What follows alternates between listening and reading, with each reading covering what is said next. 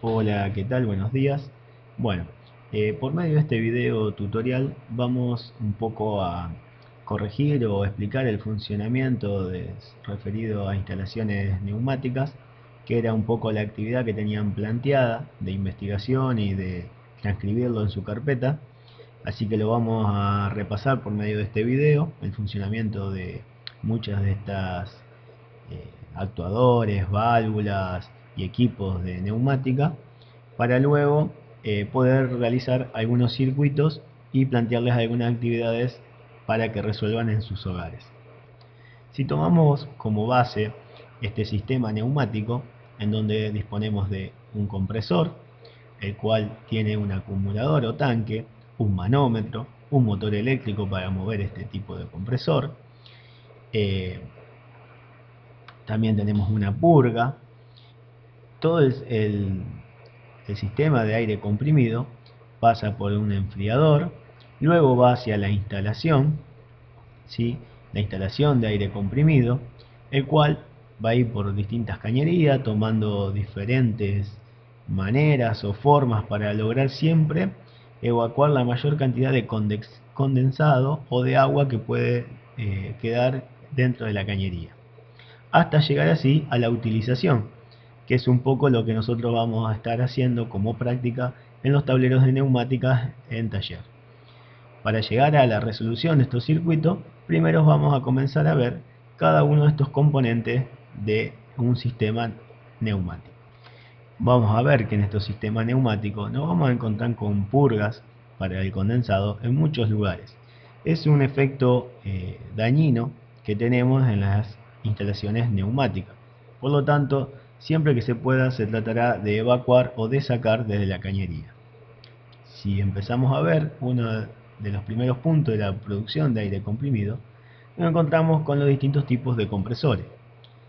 Uno puede ser el compresor a émbolo o pistón, el cual su funcionamiento es muy similar al de un motor de combustión interna, el cual tiene un cigüeñal a través de un sistema biela-manivela, mueve un pistón en forma lineal, logrando carreras de descenso y ascenso. En la carrera de descenso, una de sus válvulas, que en este caso son válvulas que no están guiadas por un árbol de leva o algo similar, sino que son como chapitas que están a través de un resorte fijadas para que a una determinada presión puedan abrir o cerrar. En este caso se ocupa por debajo de la placa, esta es la placa de válvula, fíjense que esta válvula está por debajo, lo cual cuando el pistón va en la carrera de descenso provoca una succión, logra arquear esta chapa o logra abrir esa válvula, logrando el ingreso de aire a presión ambiente, a la presión atmosférica.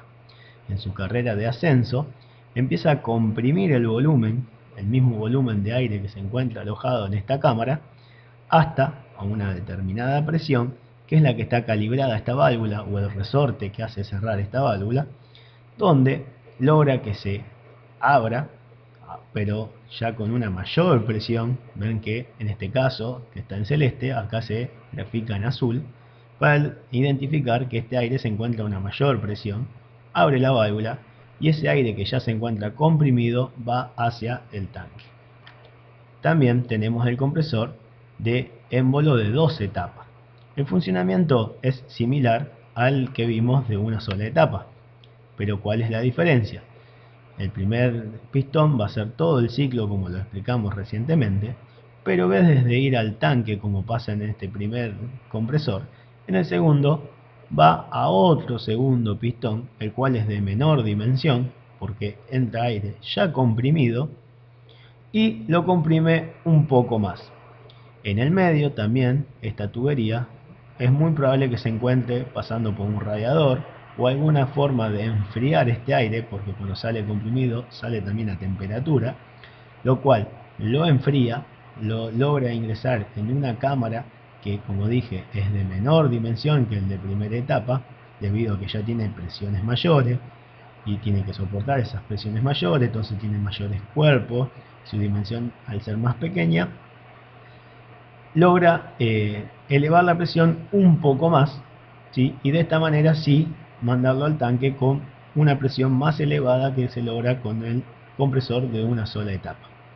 Este tipo de compresores son comunes de verse en la industria o en alguna gomería, o sin ir más lejos, del que pudo ver alguno de los grupos de taller en el mismo taller de la escuela. Otro tipo de compresores que nos podemos encontrar puede ser el de radial o de paletas. ¿Cómo trabaja este tipo de compresores? No es más que, si ustedes lo ven, en este caso es un rotor que está excéntrico, ¿sí? Ven que no están sobre el mismo centro, la carcasa, que el rotor. En el rotor se encuentran unas paletas que son deslizantes, ¿sí? Acá tienen un resorte o algo que lo lleva siempre a estar en contra de la pared de la cámara, y a su vez le permite el movimiento para que en esta posición esté la paleta casi toda afuera y en esta posición esté casi toda dentro del rotor.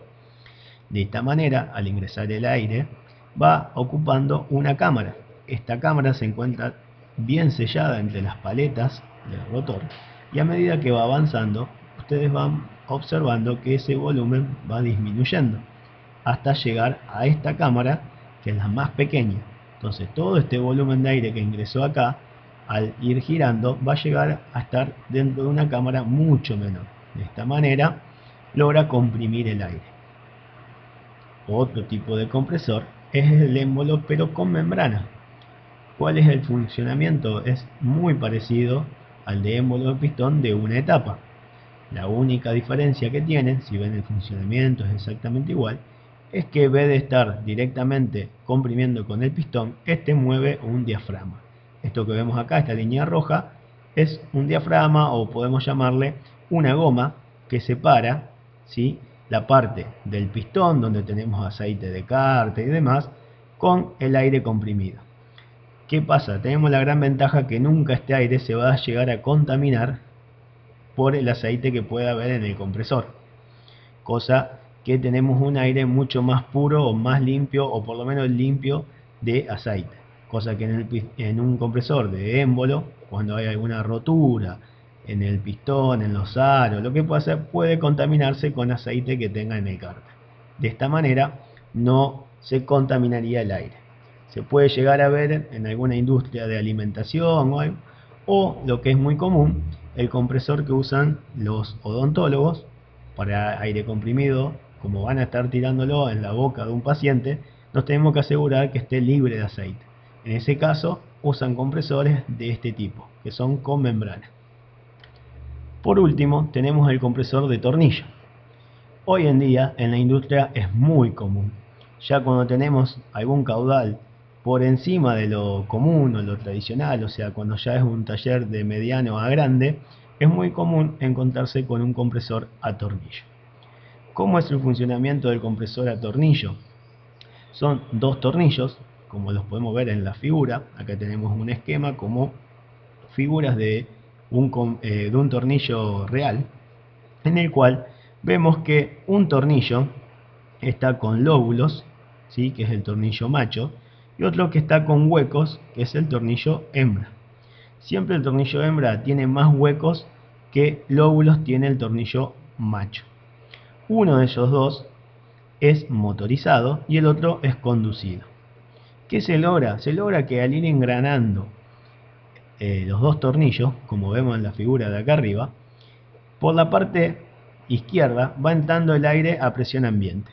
A medida que van engranando los dos tornillos, ese aire va a ir circulando entre los tornillos, lo cual la cámara que hay, o el espacio que se logra entre los dos tornillos, es mucho mayor ese espacio, ese volumen, en este lado que a la salida, que está por debajo de los dos tornillos. Entonces este volumen de aire que está entrando por este costado izquierdo, a medida que va circulando alrededor del tornillo, se va comprimiendo hasta salir por debajo y del otro extremo en una cámara mucho menor y ya comprimida.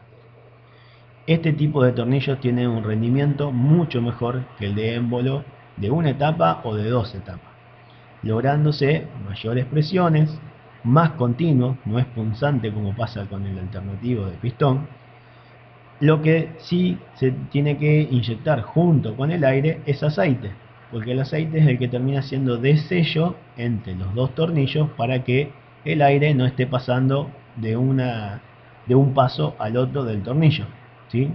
Entonces se logra el sello a través del aceite. En este caso, sí o sí sale el aire contaminado con aceite. Por eso, en el mismo compresor, después de esta etapa, pasa por un separador de aceite donde termina de sacar todo el aceite y dejando el aire comprimido y limpio para la utilización en la industria. Bien, ahora si pasamos a hablar un poco de cómo es el diseño de la red de distribución, podemos encontrarnos que donde tenemos el tanque o el tanque del compresor, sale y va a ir por una línea, el cual esta línea, si ven que hay una línea de eje acá y siempre la tubería va con una leve inclinación. Una inclinación que está en el orden de un 3% o algo similar. ¿Para qué? Para que también si hay algún condensado, un poco de agua en la cañería, por la misma circulación del aire vaya hasta el final, ¿sí? Por gravedad, vaya cayendo y tengamos un punto donde podamos purgarla. Un tornillo, un purgador o algo para que nos permita sacar esa agua de la cañería. Por lo tanto, si esta es la línea principal, ven que acá llama líneas secundarias a las que salen desde ahí, y esa toma se hace siempre por medio de una T, pero hacia arriba, no hacia abajo, por la misma inconveniente del condensado o del agua, cosa que si sacamos de arriba, estamos sacando menor cantidad o no sacamos el condensado que pueda haber en la línea principal. Una vez dentro de la secundaria, lo mismo para cada bajante, el bajante donde va a estar mi equipo o mi utilidad. También se hace por medio de una T, una curva que se denomina a veces cuello de cigüeña, ¿sí? Por el que tiene esta forma, una curva para mi bajante. Y también que la curva no venga derecho a mi utilización, sino que ahí sí voy a poner una T y hacia el costado saco mi utilización y dejo hacia abajo un pedazo de cañería con otra purga para siempre sacar de la mayor cantidad de puntos posible el condensado que pueda haber en mi instalación. También antes de mi utilización me voy a encontrar con un regulador, un filtro y un lubricador para mi equipo. También ahí en mi filtro voy a tener otra purga que va a ser la última purga antes de entrar a mi maquinaria o a mi equipo. Siguiendo con la instalación, vamos a ver distintos puntos, lo que estaba diciendo antes sobre de las líneas principales. Fíjense cómo toman desde arriba o en alguna inclinación desde una línea hacia la otra, siempre sea principal, secundaria o una bajante, siempre se debe realizar desde arriba de la cañería. Por otro lado, cuando se llega a la utilización, se hace por medio de una T hacia un costado y se deja para que pueda purgar debajo. Como es el cuello de cigüeña, también se puede llegar a ver acá. Todos estos condicionamientos que vemos en el gráfico es para eliminar la mayor cantidad de condensado posible. Piensen que si esa agua llegaría a un cilindro, con el tiempo lograría que se oxide, se pique, se trabe o distintos inconvenientes en mi equipo. Por otro lado, podemos encontrarnos en la distribución dos tipos esenciales. Uno que es a circuito abierto y otro que es circuito cerrado o en anillo. Bien, ¿cuáles son las ventajas o desventajas que presenta uno con respecto al otro? El que es abierto, que es el más común de ver, tenemos la línea y las distintas bajantes, líneas principales y secundarias como estuvimos viendo hasta el momento. ¿Qué pasa? La presión en toda la línea no es la misma. Por ahí tenemos algún equipo que se encuentra muy cerca del tanque y tiene una elevada presión, y por ahí no es lo mismo el que se encuentra al final de la línea. Y más aún si todos los que están antes están en marcha, o si no están en marcha, me va a cambiar la presión que yo tenga al final. En cambio, si yo tengo un circuito cerrado o en anillo, todas las presiones, ¿sí?, van a estar todas compensadas y van a trabajar todas juntas. En este circuito es mucho mejor en ese aspecto. También es mejor, o la ventaja que presenta, es que a cualquier punto de la instalación podemos llegar por dos caminos o tres diferentes. Por ende, si yo tengo algo acá que se me rompió y tengo que anular esta cañería desde aquí hasta aquí, voy a poder llegar a todos los demás sectores por otro lado, por un camino de acá, o se corta otra rama, si no voy por este camino, dará la vuelta por otro, pero siempre a cualquier punto se le llega desde dos lugares o más. De esta manera logramos que siempre vamos a tener el servicio habilitado. Cortamos alguna parte y seguimos habilitado y todas sus presiones van a trabajar en conjunto. No pasa así en un circuito abierto. Yo tengo que cambiar algo en este tramo de la línea, tengo que cortarlo, todos los equipos que se encuentren aquí atrás van a quedar parados en ese instante. Por lo tanto, el anillo pareciera mejor, pero su costo también es más elevado por la cantidad de metros de tubería, y no solo por la cantidad de metros, sino que muchas veces implica usar cañerías de mayor dimensión. Bien, seguimos con la investigación que ustedes tenían que hacer. Saltamos a la parte de los actuadores, o lo que se conoce como los cilindros. El primero que vamos a ver es el cilindro de simple efecto. Se llama así porque realiza trabajo en una sola carrera. Bien, el cilindro está compuesto por dos tapas, ¿sí?, y un caño, ¿sí?, que puede ser circular o tener otra forma, en el cual al ingresar aire por una de sus tapas, en este caso la posterior, vemos que al ingresar aire acá va a mover este pistón, que sería toda esta parte, el cual tiene unos sellos, que en este caso están en rojo, que logra que no pase el aire de un lado de la cámara al otro, del pistón, y hace un movimiento, en este caso, hacia adelante, logrando que el vástago, que está solidario al pistón, salga por la tapa delantera. Si, en este caso, al llegar al punto máximo, dejamos de inyectar aire a presión, el resorte nos va a hacer la carrera de retroceso. Su simbología es la que se ve aquí arriba, que es la que vamos a usar cuando hagamos circuitos, y este tipo de cilindro puede llegar a hacer algún trabajo, que sería un trabajo, mover una pieza, estampar un sello, algo dentro de una cadena de producción, pero siempre en un sentido, o sea, cuando sale. Cuando vuelve, no lo hace por medio de aire, sino que lo hace por medio de un resorte que tiene en su mismo vástago y no produce ningún trabajo.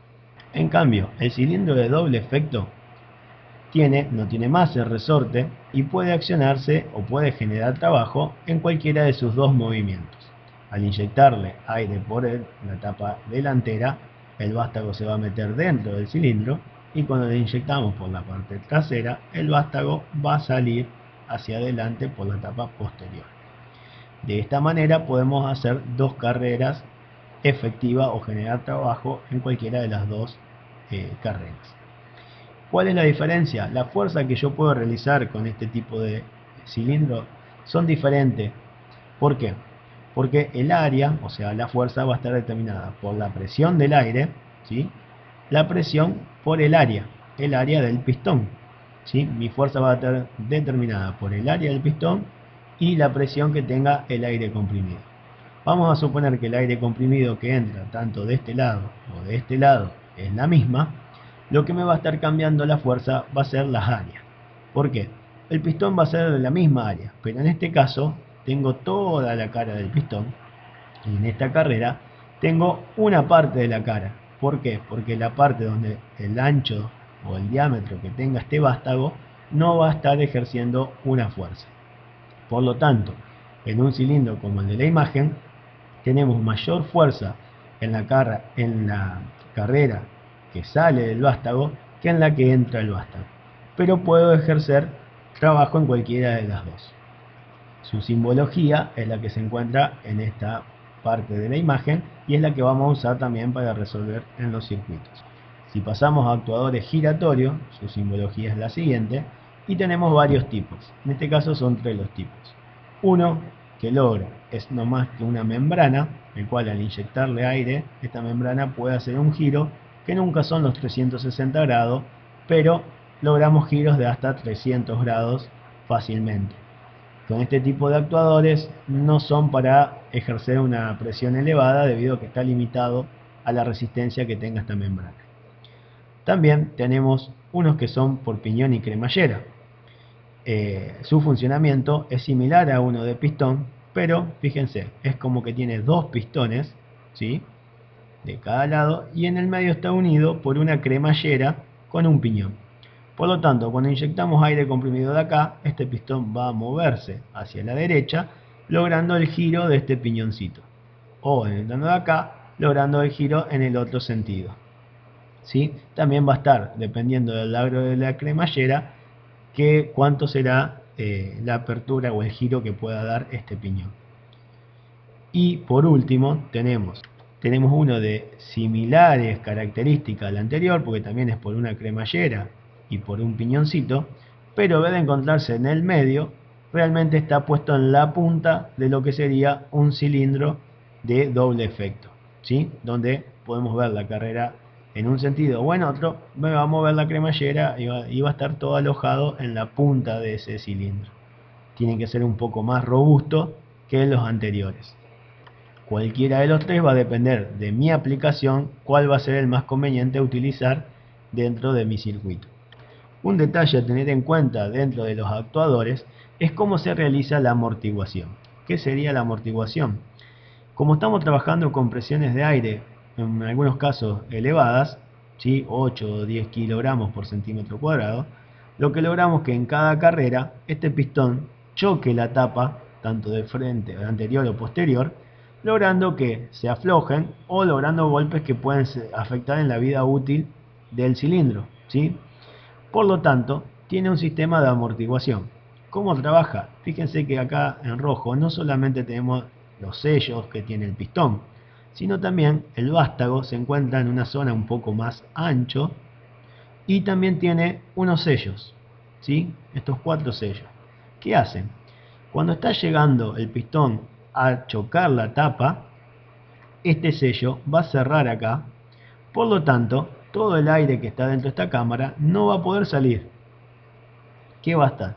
Va a estar obligado a salir por este pequeño orificio que se encuentra aquí y que comúnmente acá no está el coso, pero sale hacia afuera por el mismo tornillito o hacia los costados y se encuentra regulado por un tornillo.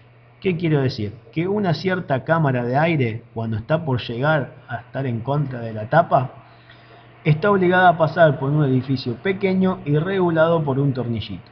De esta manera logramos que cuando está por chocar la tapa se frene por el mismo aire que se encuentra comprimido entre las dos caras. Si este tornillito lo llegamos a cerrar del todo, se logra un colchón de aire que no me permite que jamás toque la tapa. O bien lo puedo regular a penita y que va a tocar la tapa, pero no la va a chocar con la fuerza que viene en la carrera de descenso o de ascenso. Siguiendo un poco con la investigación y pasando ya ahora a lo que son las válvulas direccionales o distribuidoras, nos vamos a encontrar con dos que son las más utilizadas, la 3.2 y la 5.2. ¿De dónde viene este nombre? Bueno, el primer número son la cantidad de vías que tiene, ¿sí?, y el segundo la cantidad de posiciones. ¿Qué serían las posiciones? Serían los cuadrados que tenemos representados en la simbología de la válvula. En este caso, por ejemplo, es un 2. ¿Por qué? Porque tenemos 2 cuadrados, ¿sí? Y las vías son 3. ¿Por qué? Porque se contaría de esta manera, se cuentan en una sola posición. Podemos decir, este es el 1, la 2 y la 3. No importa que esta esté conectada y no se cuenta como una sola vía, sino se cuentan como una independiente. 1, 2 y 3. Si vamos a la otra posición, sería lo mismo. 1, 2 y 3. Lo único que hace es direccionarme el flujo. En este caso ven que pasa desde esta hacia arriba y este se encuentra tapado. Y en esta se encuentra tapada la primera y se encuentra el pasaje en forma diagonal entre la segunda y la de arriba.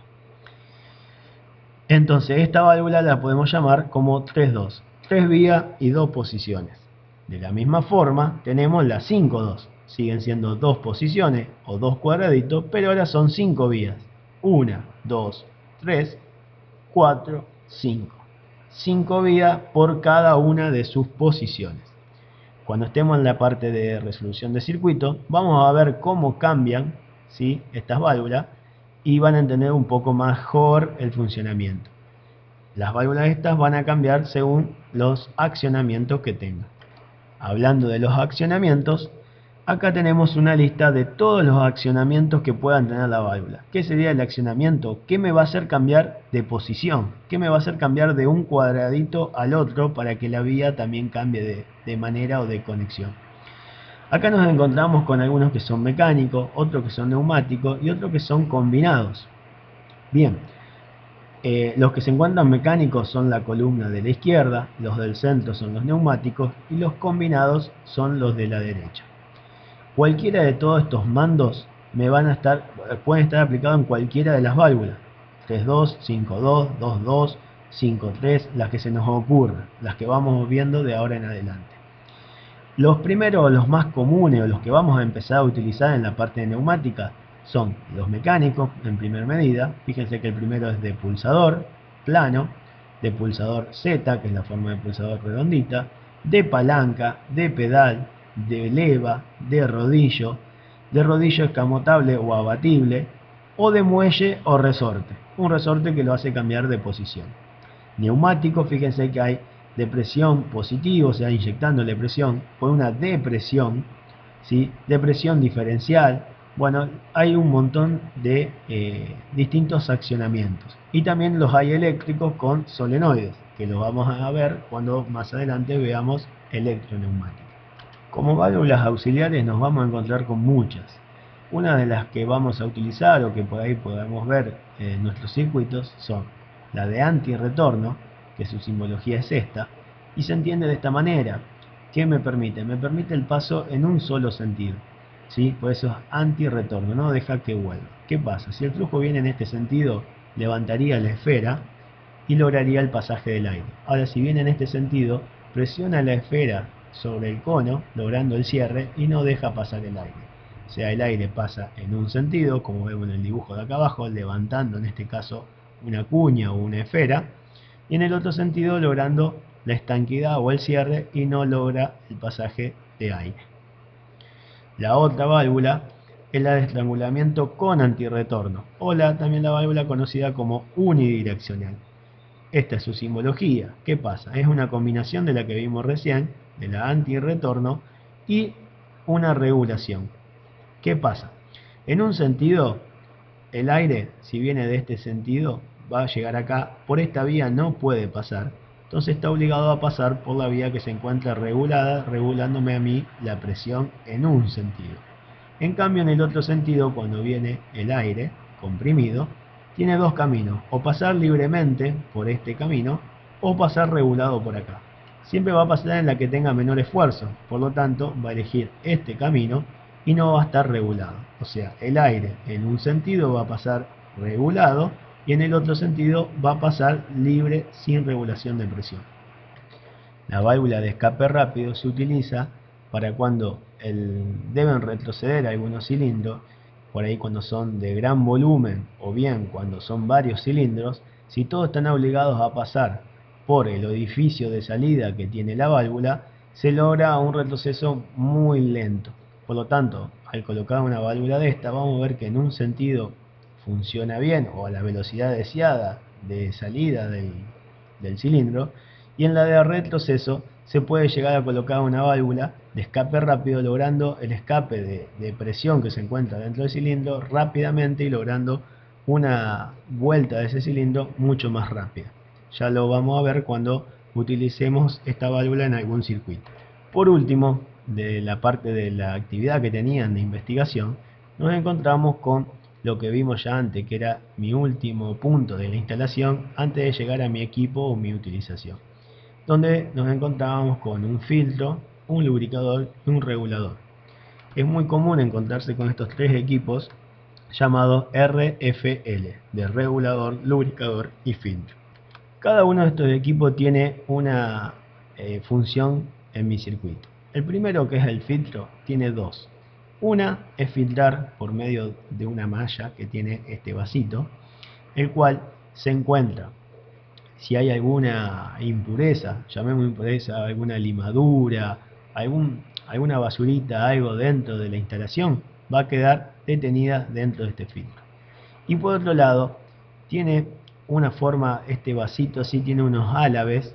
Cuando estemos en el taller lo van a poder observar mejor en una imagen, lo cual logra que al pasar el aire a presión haga un torbellino y las gotitas de agua que estén junto con el aire comprimido van a chocar aceleradamente contra las paredes de este vaso, que son de vidrio, y al chocar la gotita va a descender y caer hacia el fondo del vaso y el aire va a seguir su circulación. De esta manera, también en el fondo del vaso tiene un tornillito como para purgar el agua que quede en esta zona. Luego tenemos el lubricador. El lubricador, dependiendo de la utilización que tenga, puede estar o no en mi instalación. Si vamos a hablar de que son cilindros como los que vamos a ver, sí necesitamos de un lubricador. ¿Para qué? Para que vaya tirando unas gotitas de aceite en la cañería que me lubriquen mis cilindros o demás maquinarias. Es muy común que algunas máquinas como torno, todo lo que tenga, siempre hablando neumático, que tienen muchas RPM, necesiten estar lubricados para su correcto mantenimiento. Entonces, de esta manera, al pasar el flujo de aire a presión, hace un efecto Venturi, logrando una succión pequeña en esta zona. Ven que cuando hacen dos conos de esta manera se forma el efecto Venturi, y por este lado va a subir una gotita de aceite que va a estar bien dispersa junto con el aire, llegando adentro de mi cilindro. Es parecido a lo que se forma dentro del carburador de un auto o en una simple maquinita conocida antiguamente de Fleet, lo cual con una elevada presión logra una depresión en una zona y logra subir una gotita de aceite para que sea atomizada dentro del aire en esta zona y vaya hacia mi cilindro. Y por último, un regulador de presión, que no es más que una manija donde yo puedo regular por medio de una punta mi presión dentro de mi equipo. Por ejemplo, es muy común encontrar en las cañerías de mi instalación una presión, para dar un ejemplo, de 10 kilos sobre centímetro cuadrado, y yo utilice en mi máquina una presión de 8 kilos. Por lo tanto, en ese regulador antes de mi máquina voy a regularla para que la presión de trabajo en mi máquina esté en los 8 kilos y la mantenga durante todo el funcionamiento. Ahora bien, vamos a empezar con la resolución de circuitos neumáticos. Veremos varios circuitos neumáticos, los cuales deberán transcribir en la carpeta, ¿sí? Los que veamos de ahora en adelante lo deben pasar en la carpeta. Para la resolución de estos circuitos vamos a usar un simulador, cosa que con el simulador puedan ver su funcionamiento. Espero que lo pasen en la carpeta y a lo último le voy a dejar uno planteado para que lo resuelvan solo en sus casas. Bien, circuito 1. Se desea realizar el accionamiento directo de un cilindro de simple efecto. Bien, si vamos al simulador, vamos a ver que nos encontramos en este caso con varias simbologías. Si voy a la parte de neumática, tenemos actuadores, elementos de alimentación, válvulas distribuidoras, medio que con estos tres elementos vamos a empezar a resolver nuestros circuitos. Primero, elementos de alimentación. En elementos de alimentación podemos encontrarnos con el compresor, depósitos y demás. Por ahora vamos a usar fuentes de alimentación, que sería por donde va a ingresar el aire comprimido, ¿sí? También vamos a buscar, para la resolución de nuestro circuito, un cilindro de simple efecto, ¿sí? Como pudimos ver, este es el de simple efecto y si nos ponemos arriba nos dicen las características de uno en particular. Y por último vamos a buscar una válvula distribuidora. Las válvulas, como dije antes, en este caso voy a usar una válvula 3.2 que tenga un accionamiento mecánico. Por ejemplo, esta es una válvula 3.2 que tiene de un lado un accionamiento que es un pulsador y de otro lado que es un muelle o resorte. Bien, si yo traigo ahí, ahora lo que me queda por hacer es la conexión de la misma. Vengo con el aire comprimido, lo conecto aquí y de esta salida conecto al cilindro de simple efecto. Y en la última vía, ¿se acuerdan que eran 3 vías? 1, 2, 3 vías. En la tercera está conectado este triangulito, indicando que es el escape de la válvula. Bien, ahora si lo queremos simular su funcionamiento, ustedes van a ver que por ahora entra el aire y se encuentra tapada esta vía. Y por otro lado, lo que tenga el cilindro va a estar conectado al escape. Bien, si yo inicio la simulación, voy a encontrarme que al pulsarlo cambia de posición. No sé si entienden lo que les estaba explicando antes de las válvulas que cambiaban su posición. Ven que las conexiones se mantienen en su lugar. Lo que cambia es la posición de la válvula. De esa manera deja el pasaje de aire de 1 a 2 y manda el aire comprimido dentro del cilindro. El cilindro sale y fíjense cómo queda apretado el resorte o muelle que posee el cilindro de simple efecto. Al soltarlo, yo suelto, este resorte, que es el que tiene la válvula como accionamiento, me la hace volver a la posición inicial.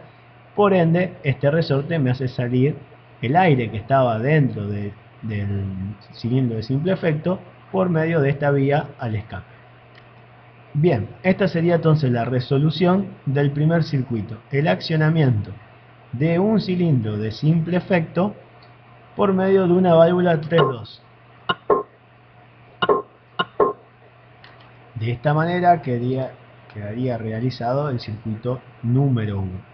Si pasamos al circuito número 2, dice realizar el accionamiento también directo de un cilindro de doble efecto. Bien, entonces ahora lo que vamos a buscar es en el tema de actuadores un cilindro de doble efecto, ¿sí? Y en las válvulas distribuidoras vamos a buscar una válvula 3-2, pero en este caso vamos a buscar dos. ¿Por qué? Porque necesito una válvula para la carrera de salida y una para la de regreso. Y elementos de alimentación podemos poner dos si se quiere, o uno y conectarlo a las dos válvulas. Vamos en este caso a elegir uno y lo vamos a conectar a las dos válvulas. Conecto cada válvula a la entrada de cada lado del cilindro y la alimentación, una ahí y la otra aquí. De esta manera vemos que la alimentación se encuentra cerrada en cualquiera de las dos válvulas y las carreras del cilindro o los distintos compartimientos del cilindro, los dos se encuentran al escape. Ahora bien, si yo lo simulo, al simularlo vemos que entra aire a presión y queda tapada en las dos válvulas 3-2. Si yo acciono el aire ingresa por el lado izquierdo del cilindro y lo hace salir. Cuando yo lo suelte, queda en esta posición el cilindro, no vuelve. ¿Por qué? Porque este ya es uno de doble efecto y por lo tanto no tiene resorte para que vuelva. Para que vuelva voy a tener que yo accionar esta válvula y lograr que por este conducto entre el aire y haga la carrera de descenso. Si yo lo vuelvo a tocar, no pasa nada porque sigue teniendo presión en este lado del cilindro. Entonces de este lado lo hacemos salir y de este lado lo hacemos entrar, cambiando la posición de las válvulas direccionales. Espero que se entienda el funcionamiento del segundo circuito. Ahora pasaremos al tercer circuito. En el tercer circuito, la diferencia que encontramos es que dice realizar el accionamiento pero indirecto de un cilindro de doble efecto.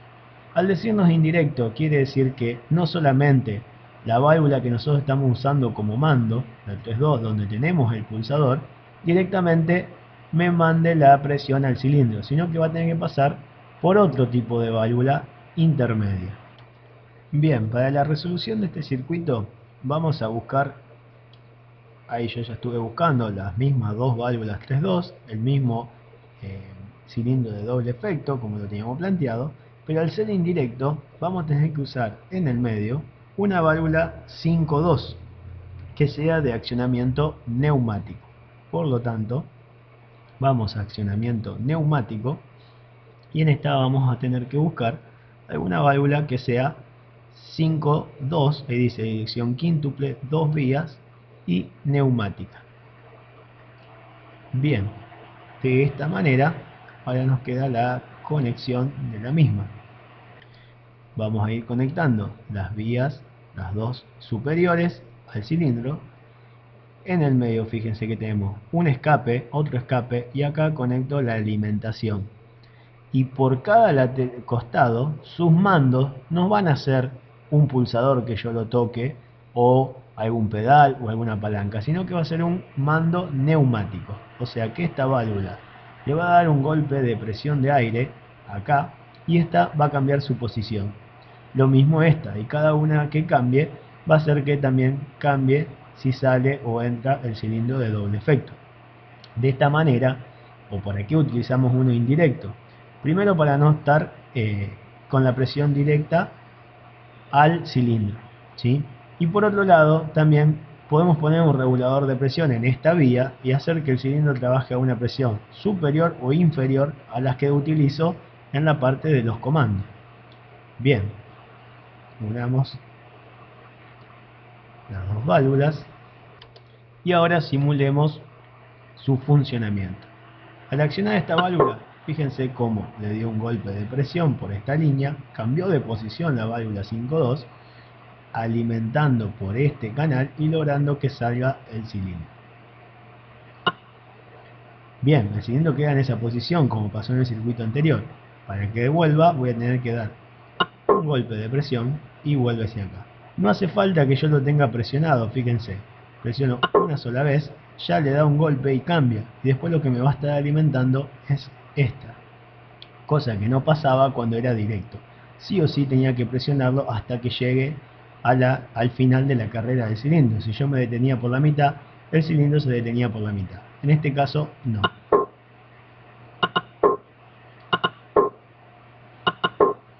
Espero que de esta manera didáctica haya entendido el funcionamiento de este tercer circuito.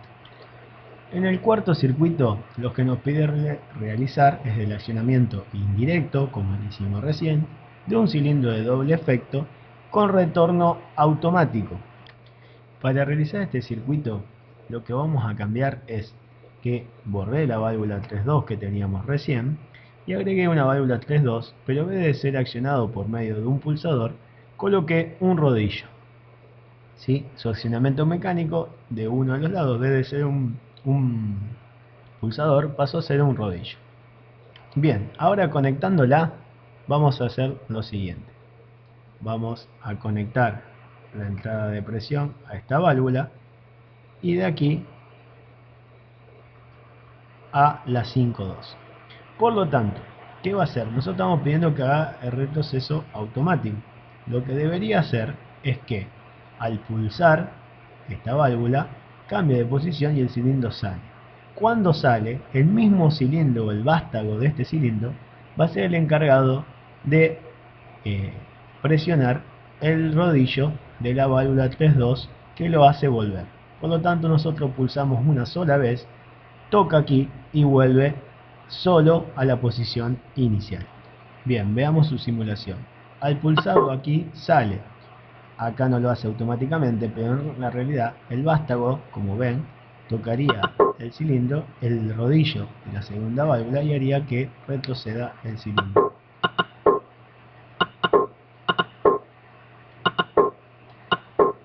Bien, en la práctica, en realidad, esta válvula se ubica en la parte inferior, como veníamos dibujándola a la misma altura, y se coloca, por ejemplo, si este sería el cilindro A, sus respectivas válvulas van a ser A1, la que lo hace salir, y A2, la que lo hace entrar.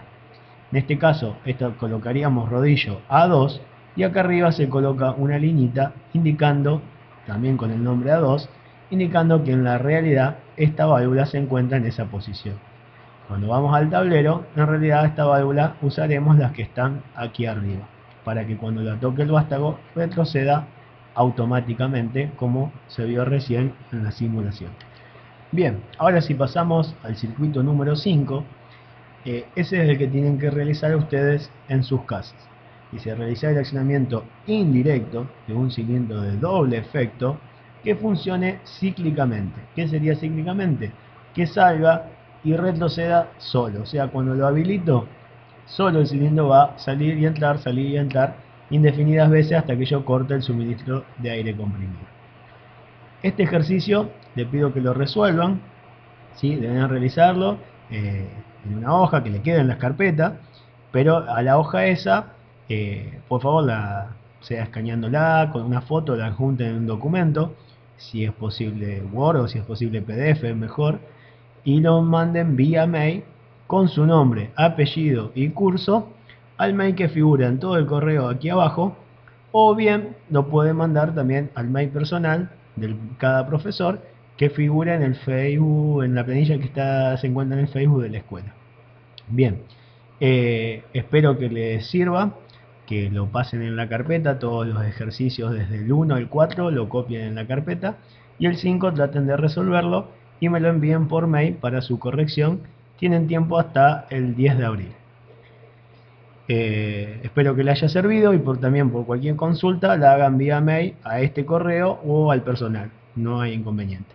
Hasta luego, hasta la próxima clase.